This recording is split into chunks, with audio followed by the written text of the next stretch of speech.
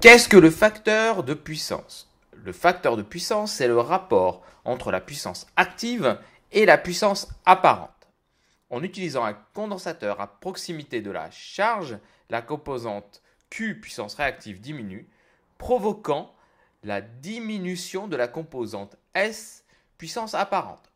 Ce sont les images que vous voyez. En conclusion, le facteur de puissance a une importance fondamentale pour obtenir le meilleur rendement d'une installation.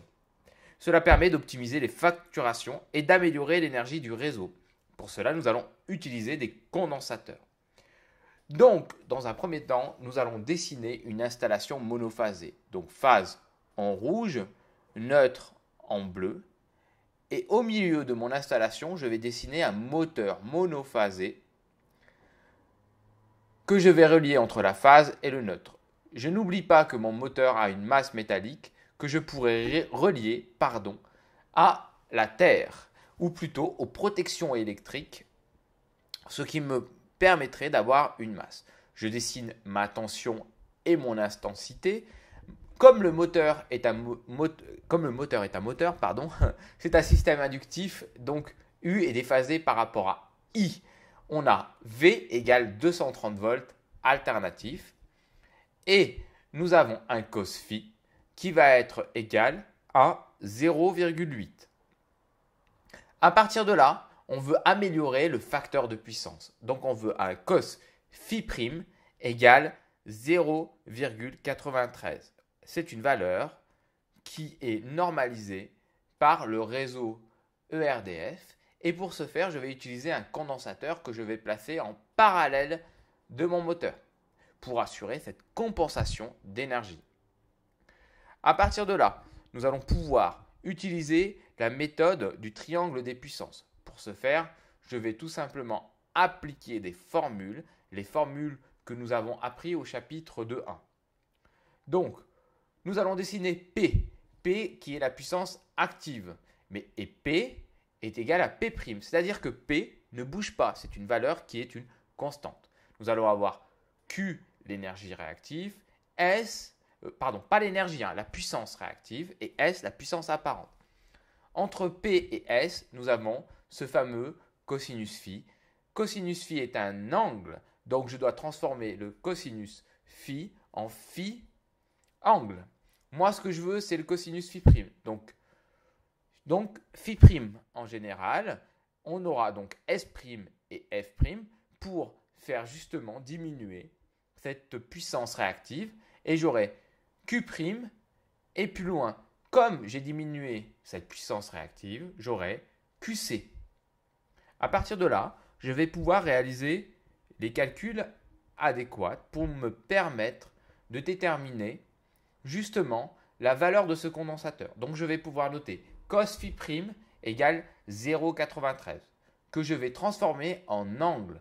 Donc phi prime sera égal, en utilisant la calculatrice, et bien sûr la calculatrice en degrés et non en radians, j'aurai 21,53 degrés. Je répète, attention à la conversion avec la calculatrice. Avec la calculatrice, souvent certains se trompent parce qu'ils laissent leur calculatrice en radians. C'est pour cela que je le spécifie bien. N'oubliez pas de transformer, d'utiliser votre setup pour avoir sur votre calculatrice des degrés.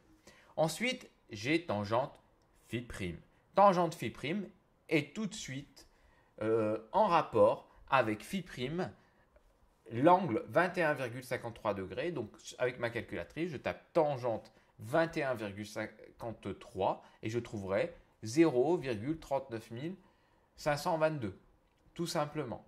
Donc voilà, le cos phi prime égale 0,93. Donc je transforme ça en phi prime.